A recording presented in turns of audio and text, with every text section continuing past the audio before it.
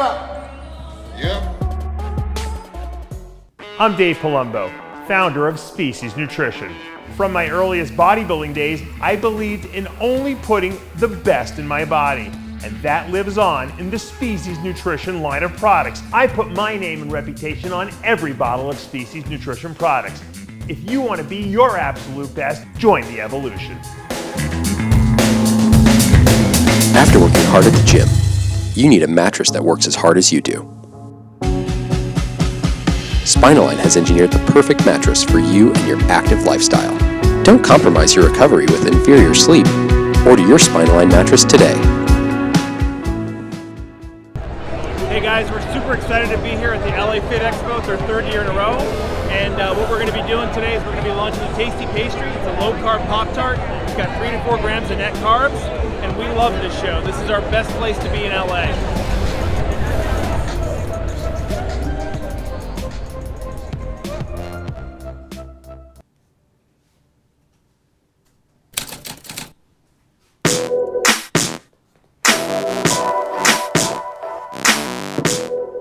RX Television on RxMuscle.com. This is Ask Dave, better known as hashtag Ask Dave, your 30-minute question and answer show with Dave Palumbo. All your questions, diet, training, supplementation, IFBB pros, news, whatever's on your mind, in and outside of the bodybuilding world, it is all on the table. We now bring in Dave Palumbo. Dave, earlier this week, just a couple of days ago, it was dropped that the Olympia will be, in fact, returning to Orlando for a second straight year. Not a huge shock. There were many that suspected that was going to be the case with all these restrictions still in place in Las Vegas, and in particular on the Strip where the Olympia would have been held. But I guess there was speculation as far as when it would be, given that it was just in December. Well, the official word came out. It's going to be in Orlando in October. So we're essentially moving 2 months back from the prior Olympia, I guess, theoretically, as to move closer to September. So again, that's the word, Dave. Orlando in October 2021 Olympia. It was really a no-brainer for Dan and Jake to make that call, I think, because basically Governor DeSantis here in Florida basically said to Biden and to everyone else out there, F you, I'm doing what I want in my state. Everything's staying open. We're not closing anything. I mean, that should say it all right there. I mean, you're trying to hold an expo and you're trying to hold something that's going to be able to accommodate people. You need that kind of a governor who's reigning over here. So you know that at the last minute he's not going to pull the plug on this thing, because Vegas is open one week, the next week it's closed. It's open. Look, when you're planning an event that big, that's that important, you can't be worried about that. So I think it was a great call. Look, I said this, unfortunately, at the end of last year, end of 2020, I said, I don't think 2021 is going to be any better than 2020. And Tony Doherty and I were talking about this on the TV show. He said right off the bat, there's no way I'm having an Arnold. I know it. I'm not going to be able to get any people here, as far as competitors, too. So I think that was a no-brainer on Dan's part. The question was, when were they going to hold it? And obviously, December, they didn't want to go all the way to December, which I think no one would have complained about. It would have been great. And they couldn't go back to September because of the fact that it would have been too close to last year's Olympia. So they pushed it back a month, they moved it up 2 months, and they're a month out from when it was normally in September. Now they're in October. Maybe next year they'll go back to September. I think October is good because you know what? If the Arnold takes place in September, then you got the Olympia right after that. It could be like a 2-week, between the two shows. That could be a super lineup right there. You can hit both. The Arnold people would love it. They'd have a great lineup. And then, obviously you wouldn't be qualifying for the Olympia with the Arnold, but you never know. Maybe the winner would get a special invite if he wasn't already qualified. There's a lot you can do with that to create and drum up excitement. So I think they did the right thing, and I think that it's going to work out well in the long run. The main consideration obviously is safety. And so we don't want, we know after last year's Olympia, a lot of people got COVID. So there's got to be some more regulations in place and safety measures so that people are not being overexposed and coming home with COVID. Once they get that in place, I think they learned their lesson last year. I think it will be a very good experience for all the fans. And I highly encourage you. I think the tickets go on sale next month. Highly encourage you to get your tickets early so that you get good seats. hopefully we'll have Dave out there as well. I know I was there this past Olympia, and I mean, if you haven't been to this kind of a setup, I know they've been having. I think they had NPC Nationals there as well. They've that area, that convention center, that hotel combination has become sort of a quote unquote hotbed for bodybuilding over the course of the last 6 months. It was a great venue, very convenient. That was the best part of it all. I mean, the hotel to the convention center. I mean, you're talking about roughly from your hotel room to being inside the ballroom, 7 minutes tops. And I mean, it was a really nice setup. Awesome. They did a really good job. It was very convenient. So hopefully we'll have more people out there, and hopefully we'll have Dave as part of the coverage again back at the Olympia again in October in 2021. The other thing, we received unofficial word from an IFBB pro that was planning on partaking at Athleticon. Many of you had asked us because of Athleticon was supposed to be that same weekend. Well, that has been postponed. The thing that we're hearing is April 2022. I'm sure there's going to be official word coming out shortly. Let's go to the questions. The first two questions, of course, from the Dave Palumbo Experience app. First question, Dave, your reaction to Greg Doucette, good friend of the show, Greg Doucette, what he said about if your maintenance calories are 3,000 and you eat 2,000 calories from sugar only, will you still lose weight? You know, it's a loaded question, and I'll explain why. Because if you're a bodybuilder who's training really hard, okay, and you have, you know, a certain amount of energy that your body requires daily, whether it be for building muscle, reglycogenating the muscles, providing the brain with fuel, and you undereat calories. In other words, your energy, forget the word calorie, let's instead of calorie, let's call it energy. And your energy intake is low, like way lower than what you need. You're not going to get fat from eating 2,000 grams of, 2,000 calories worth of carbs, because you're so below what your energy requirement is for the day that your body's going to just use that for fuel. Here's the caveat. You might lose muscle, however, if you're not eating any protein with that, obviously, and you might not feel very good. Your blood sugar levels may be all over the place because protein stabilizes blood sugar. We know that. So when you're making a drastic, 3,500 maintenance energy to 2,000 maintenance energy, that's not really a good analogy. A better analogy would be like, let's say 3,000 calories is your energy requirement for the day, more or less, okay? And now you're changing, you're going from having 2,000 of that was protein, 500 fat, 500 carbs, and now you're changing it to 2,000 calories worth of carbs, very little protein, very little fat. You might have a problem losing body fat at that point because your energy is the same. You're taking, you're just your macronutrient ratios are wrong. And that's where you're going to get the problem with not losing weight because you're eating the wrong, composition of calories. So when you're making drastic comparisons, of course, it's like giving a guy in a starving, desert island, if you give him a cheeseburger, one cheeseburger per day, he's not going to get fat from it, obviously, because he's probably drastically under-eating what his body requires energy-wise for the day. So his body's just going to metabolize everything. If you give him 50 cheeseburgers a day, he's probably going to be a fat load. And that's, that's a much more real-life, I think, comparison or analogy to that, to that scenario. Second question, again, from the Dave Palumbo Experience app. This question about the workouts that you post on the Dave Palumbo Experience app. Dave, I use your weekly workouts you post. They seem basic. Should I add in anything, or is this actually what you suggest to your clients as well? I've said this a million times, and I was talking about this with Hani Rambad and a few other people. There's no such thing as a bad workout. It's the workout. You have to find the workout that works for you. Normally when I work with clients, okay, on diet, supplementation, PEDs, and get them ready for shows, I usually give them, if they ask me, I give them a workout that was my favorite workout. I don't change it every week because you don't really need to. If you have a core workout that works for you and you play around with some of the sets and exercises and maybe different variations of different machines you can use in the gym, that's enough. But on the app, people like a different workout every week, so we put up a different workout every week. Doesn't mean you have to do it. It just means that if you're one of these people that gets bored easily and you want to change your workout every week, you can do it. So it's a service I offer on the app we're just making up, different combinations of things. So you could use it or not use it. My favorite workouts, they're up there on the app as well. And if people don't know what we're talking about, you're tuning in, maybe, this is the first time you're watching the show. I have something called the Dave Palumbo Experience app. It's $29 a month. You download it from your iTunes or Android store. You basically have me as your personal coach. You can ask me as many questions as you want on the app. I answer them in a public forum so everyone sees the answers and the questions on there so everyone learns. I do an exclusive Q&A video every week on there just for the app members. All my videos and writings I've ever done are chronicled and cataloged on there in a library type situations. You can look things up.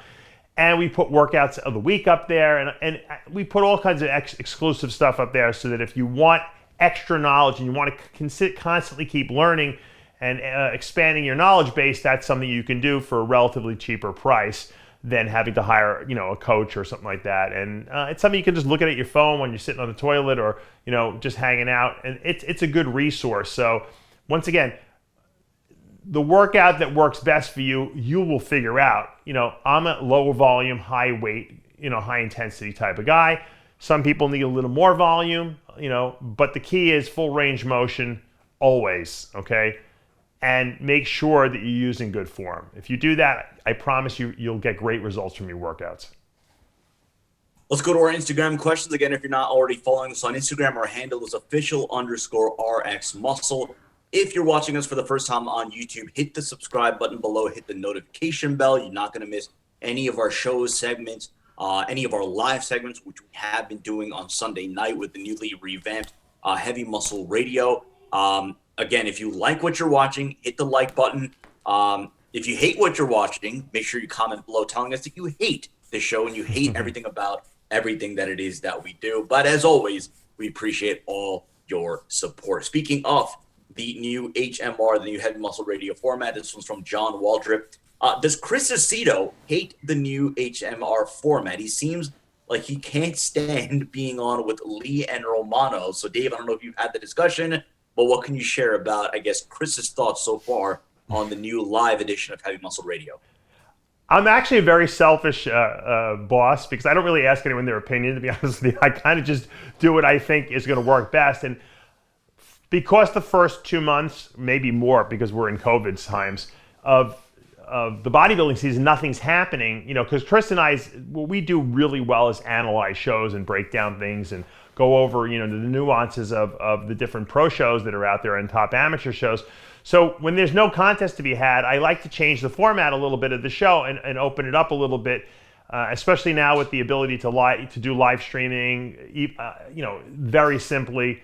I felt that putting like a superstar cast together of like John Romano, Chris, myself, and Lee Priest with an occasional guest, like we had Gaspari on the other day, and do it live like at midnight when we all on Sunday night would be great because then the fans can ask questions. It's kind of like a late at night type of show, and I feel like our thoughts flow a little more freely because there's no stress from the day. And I think people really enjoy it. There are some people that are the purists that really like just Chris and I kind of geeking out, on all the contest stuff, but there's really no contest stuff to talk about. And, I could talk science every single show, but I don't want to make Heavy Muscle Radio a science-based show only because I do videos on that all the time. We have Ask Dave. So I wanted to make it more of a let's talk about the topics of the day in bodybuilding on that show and give the fans the ability to ask questions. And so I think the format works well. I don't know if Chris is as comfortable with it as he normally is with just him and I kind of just, like we're having a conversation on the phone. And that will go back to that once the contest season gets underway. But for now, I think this format works really well. And I think people really enjoy it. We have at least 1,500 to 2,000 people tuning in live. And Sid, I give you 5 minutes notice? Oh, can you put up a post? We're going to go live today. So for those of you who are interested, for the next couple weeks at least, we're going to be doing Heavy Muscle Radio live 12 midnight on Sunday night, which is actually, I guess, Monday morning technically. And it'll be live on our YouTube channel. Make sure you hit subscribe. You'll get the notifications. Come on there. You can ask questions in the format. I read the best questions. I post them up on the for the guys to answer. And it's a fun night. We have a good time. And then if you can't stay up that late, you could always watch the replay the following day. I think personally the coolest part has been the last 2 weeks where you've had special guests on, right? This past week you had Tony Hughes. Now, that was good because, again, for those of you that have not already watch the episode. It's a great episode with Tony Hughes. Obviously, Tony Hughes, Enhanced Athletes, the supplement company, just signing Big Run. So, obviously, not without controversy, right? So there was a lot of different angles brought up Tony Huge, a lot of good pointed questions from Chris, from John Romano, even Lee Priest jumped in. But then the week before that, you had Rich Gaspari. So I think that's something, and it's funny because I noticed this, not to say that I know Rich Gaspari personally, but I noticed that in this kind of a format, be it late night, be it sort of like a late night party kind of an atmosphere, he seemed a little bit more relaxed. He seemed to get a little bit more out of it. And I felt the same for Tony Huge as well. So again, it is a different type of setting, and it's not the, I guess, heavy muscle radio that maybe you've been accustomed to knowing with Dave and Chris, a little bit more of a straight edge, straight lace kind of an approach. It is a little bit more laid back. It is a touch after hours, but it is still very informative. It's fun. It's a good time. And I think, like I said, if you haven't already checked it out, check it out. You'll get to interact live as well with the show. So again, hit the notification bell so you're not going to miss any of those notifications. Let's go to Tony Win 73. Had he lived, where do you see Momo Benaziza placing throughout the course of the 90s? Went through, a rabbit hole of YouTube videos in the early 90s, whatever. Obviously, he was great. How do you think he would have projected had he lived in that stacked 90s era? Momo was a little too short. He was freaky. He had a lot of freaky mass. He kind of had like a Heidi Chupin type-ish physique, but, he was he had a little abdominal distension sometimes, that could have gotten worse, the bigger he would have gotten, if he would have gotten, freakier looking. I think he would have always been a top tier guy probably for the next 5 to 7 years after that. I don't think he would have won the Arnold Classic or the Olympia, but I think he would have been winning, local shows like he was, European tours sometimes. And he would have been a popular guy, especially if he was in today's world. He would have been, an absolute freak show. He probably would have had a crazy Instagram following and everything like that because he was a freaky guy. He didn't really talk much, so I don't even know how much English he spoke. So that could have been an impediment. But I think, he would have been like a Branch Warren-ish type physique. Like I said, freak show, lots of mass, like the kind of physique that the fans really get behind more so maybe than the aesthetic, guys. Will, how they place on stage. His aesthetics could have gotten messed up longer he would have done it. But I don't know. We can only speculate. I think his, what we remember of his physique and what he left us with, his body of work, speaks for itself. The guy was never out of shape. I don't think I've ever seen the guy, without striated glutes and crazy cross-striated quads and stuff like that. So he had, the tool set and the work ethic. He maximized his genetics for sure. Would he have gone all the way? Probably not, but he didn't have to. He would have definitely been a very popular bodybuilder. Let's go to V-Rod is a good one here. Gear, testosterone, still illegal in the U.S. for someone who just wants to put on some size, or is it available to people with medical issues such as low T? I've been on TST, but I'd like to put on more size and weight, but they won't go higher than the recommended 800 mg. I guess he means 800 on blood work is really what it is. I don't think he's talking about 800 milligrams of testosterone a week. He's probably taking 100 to 200 milligrams. The issue here is that these hormone replacement clinics, believe me, would love to sell you a ton of testosterone, a lot of them. But they have to do it legally by the book because they don't want to get shut down, okay? That's the problem. Obviously, you and I know that 400 milligrams or 500 milligrams of testosterone a week is probably not going to be a negative thing. You probably could take that safely and be monitored. And some clinics will push it to 400, but most of them are staying that 200 milligram per week range with HCG. You're not going to really get most of these clinics, unless you find like a real, rebel person out there or a maverick that's going to go and start prescribing tons of anabolics. Maybe in the future, there'll be clinics you can go to, and we will call them performance clinics, where if you want to go on a cycle of, testosterone and Deca or whatever, that's legally sold here in this country that can be compounded, you'll be able to do cycles and they'll be able to monitor you and there'll be a way to do that. I don't necessarily see that not happening. I mean, now obviously if you're a professional athlete where you're competing in an organization that drug tests, you wouldn't be able to do that, but you certainly, if you're a regular guy who wants bigger arms or bigger chest and you want to just put some muscle on, why not have a clinic that you can go to and get monitored and be put on a cycle, and if your blood values are off, they can adjust it, and that would be the next, I guess, evolution in replacement, we can call it, rather than HRT, hormone replacement therapy, and we call it hormone enhancement therapy, HET. Okay, there you go. I just coined a new word. I see that probably happening. Once people, the less uptight people get with the actual idea of anabolic steroids, and the more they can wrap their hands around hormone replacement, hormone enhancement therapy, we got to rename it and get away from the steroid. That steroid stigma is too much for people to handle. As soon as they hear that, they hear you're going to die, and we know that's not true. So I think that in the future we might see that. Right now, that doesn't exist. Let's go to IFBB Tenacity. What would cause calcium buildup in joints, especially shoulders? Over the past couple of years, I've developed calcium deposits in both shoulders, requiring removal. It's hard to tell. My good friend Jimmy the Bull Palecchio had so much calcium in his elbows that he actually had to have them go in there and clean it out because he couldn't lock his arm out. I mean, he was like stuck like this. And think about what he was doing. He was lifting ridiculously heavy weights in limited range of motions because that's what he did. He was he had his own little technique. He did strength demonstrations with unbelievably ridiculous amount of weights he would put on there, and he would never claim to be a power. He called himself a power bodybuilder. So his body basically built up, like I call it, like super glue in the joints, using calcium to kind of protect the joints and make them stronger because of all the weight. Think about it. When muscles contract on bone, bone gets denser. Okay, that's why weight training is good for people who have osteoporosis issues. It will thicken your bone density. When you put ridiculous amounts of weight on a joint, okay, even though it's not supposed to build up calcium, which is basically bone tissue, okay, it does it protectively because of the fact that your body doesn't want to, break essentially. So it's adaptive in a sense. So if you're lifting a lot of heavy weights and maybe you're getting grinding, or maybe you're getting, you're subjecting your joints to a lot of, pressure in the gym using, whatever weights you're lifting, that could be an adaptive response. Obviously, if you're limiting your range of motion, you might have to go in there and get it cleaned out.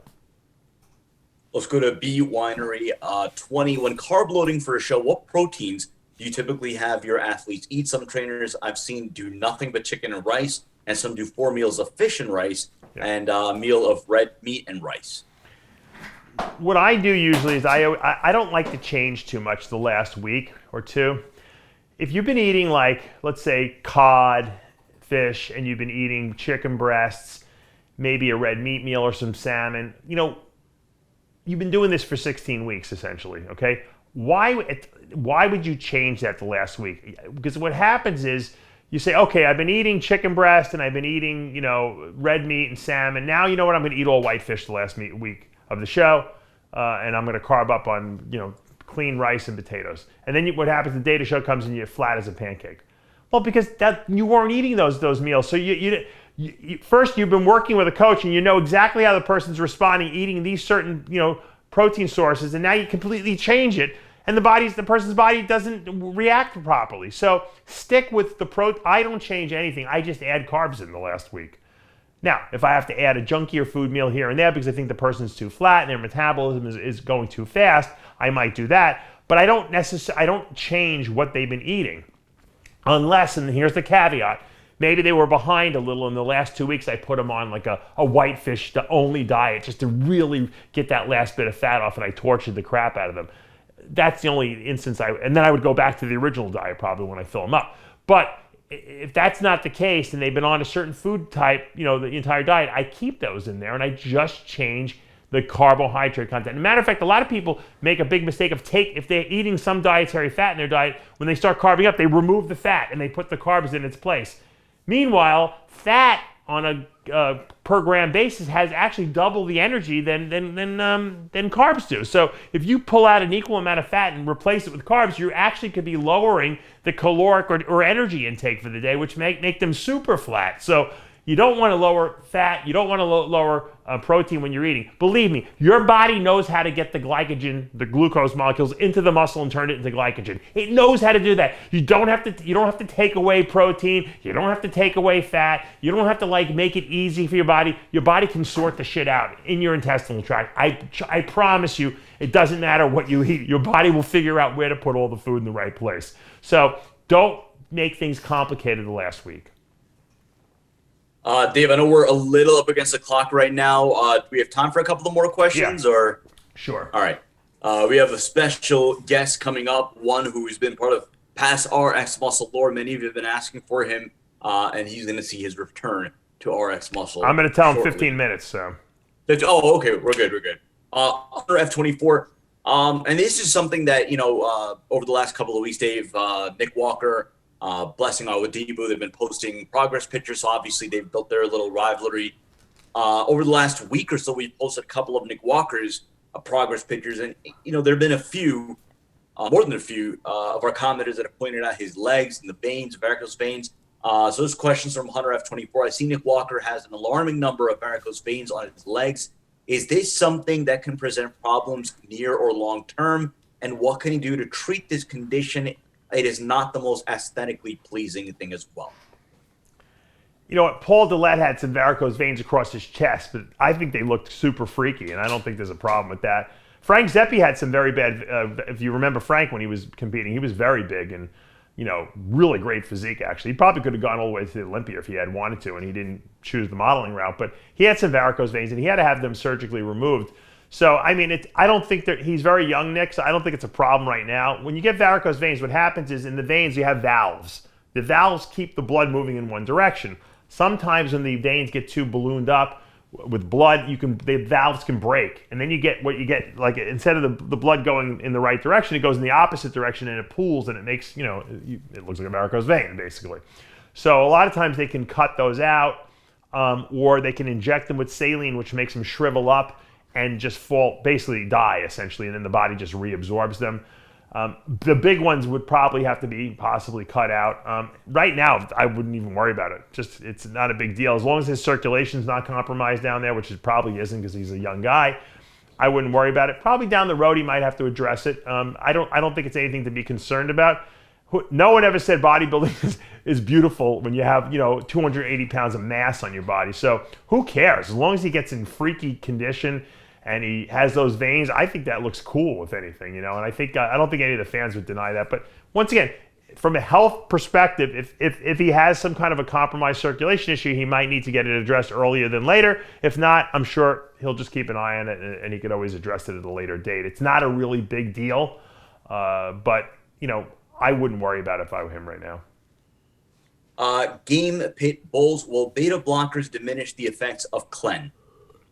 Well, clenbuterol is a beta stimulant or beta agonist, which means when it binds to beta 2 receptors, it turns them on, basically, which opens up blood vessels, it dilates the bronchial tubes in the lungs. Okay, it stimulates or mobilizes fat from fat tissue.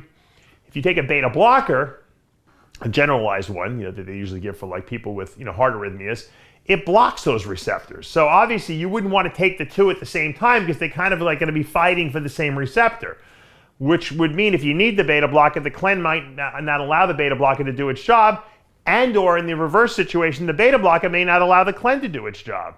So you might just get a neutralization effect and you're getting no effect from it. So yeah, you wouldn't take, if you're on beta blockers, you don't take clenbuterol. If you don't really need the beta blockers, okay, but you're just taking them for blood pressure control, which I don't think they really control blood pressure very well. It's more of a heart rate, thing. Then I would get off the beta blockers when you're using your clenbuterol. The good thing about clenbuterol is it does lower blood pressure too. So beta blockers would block the heart rate from going too high, which theoretically, indirectly might lower blood pressure, but I don't really see it happening. Clenbuterol opens up the blood vessels, and so that lowers blood pressure that way. So I would certainly not take them together, but you have to evaluate if you're on the beta blockers, why are you on it? And if it's arrhythmia reasons, you better stay on it. If it's not, then maybe you can go off them and do the clenbuterol. It's up to you. Let's go to Frederick O'Bell. Fastest way to lower liver enzymes and liver detox.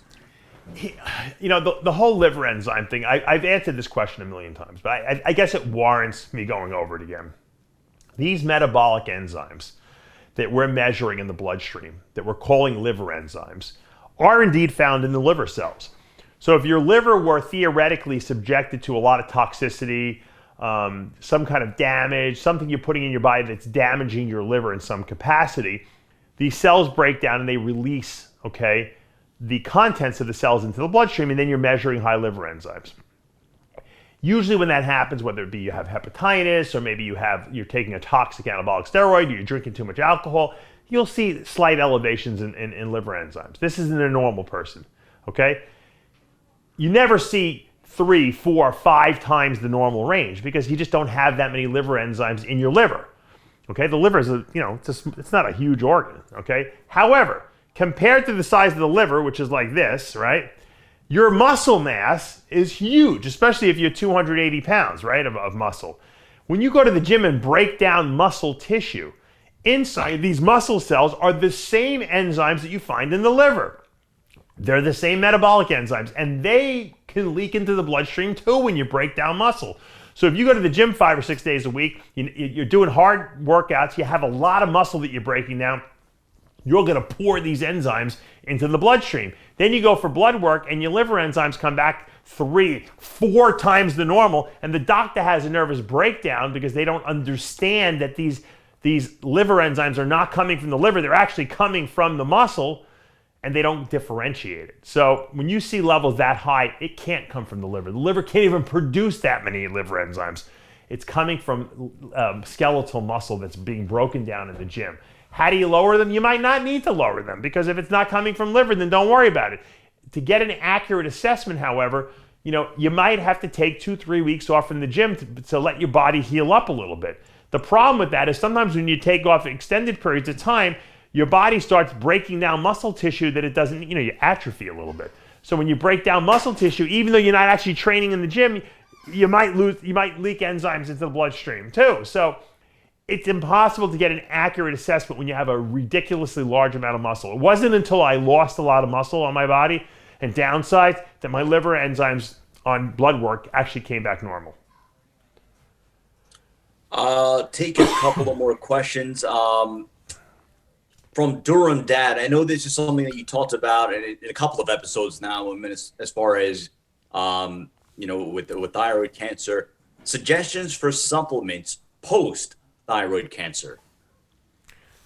Well, the question is, why did you get cancer? And I asked myself this question. Why do I have a thyroid nodule that's malignant, even though it's small? Why? I don't know. I think I eat well. I don't know what it is. It could just be a genetic switch that was flipped in my body that I happen to have a predisposition, and at a certain age it turned itself on. Maybe, I don't know, who knows? Maybe I ate a McDonald's French fry and turned it on. No one really, it's impossible for me to know unless there's I directly inherited it from one of my relatives, because there's some thyroid issues in my family.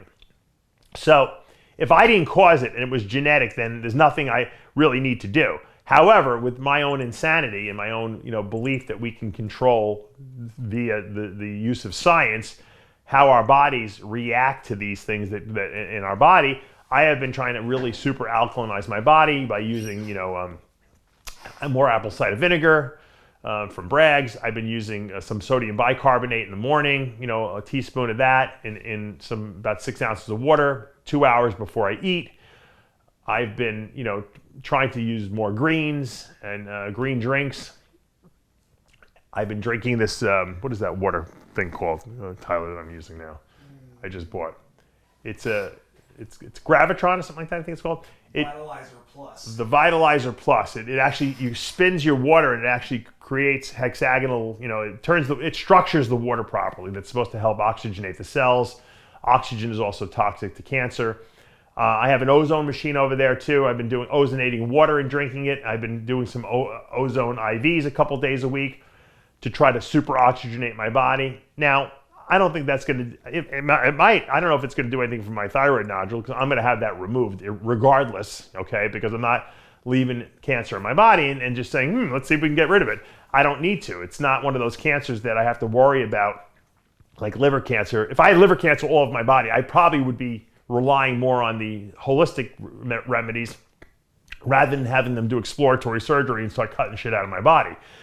However, this thyroid cancer is very curable when you remove it. Once it's removed and I go on thyroid replacement, I probably will still continue to do these super alkalinizing, oxygenating type therapies for at least 6 months to a year after, till I get a clean scans. I want to make sure that nothing has grown back or there's nothing else in my body. Once I know that, then I can ease off some of the crazy, ridiculous treatments I'm doing. But I'm also using pancreatin, which I talked about with Anthony DiPasquale on one of the Guru Talk shows, between meals, because they've shown that these digestive enzymes, when you're not eating food, they get into the bloodstream and they can dissolve supposedly cysts and small tumors and growths and like that. So I'm going to see if that works. I'm doing a whole bunch of modalities, more of as an experiment to see how my body responds to it, and hopefully to give you guys some feedback on your own. And you can try these things too, and I'm going to be talking about them and showing you my ozone machine on some future shows. So you guys can, take what you can take. If you can't afford this modality, try a different modality. I mean, everyone can afford baking soda. Go on Amazon and buy some, health grade or, nutrition grade sodium bicarb and do a teaspoon in the morning. That's the best way to alkalinize your body. Your body will probably be alkalized for about 2 to 4 hours after you do that. You could do it at night too if you want. I've been doing it once a day because I don't want to over alkalinize my body, because that could be no good as well. And I'm just trying to see how all these things play out. The thing that's hard for me is because I feel really good. I have good energy. I don't have any real negative effects from whatever I have growing in my thyroid. It's hard for me to tell, what changes. Whereas if some people feel terrible because they have some kind of a cancer that's been affecting them and they had health benefit or negative health ramifications because of it, they may feel these modalities more than I'm feeling them. And so I'm open to all feedback. I've had a lot of people contact me with different things to try and to do, and I'm going to keep talking about them on all these future episodes and little health updates and stuff like that.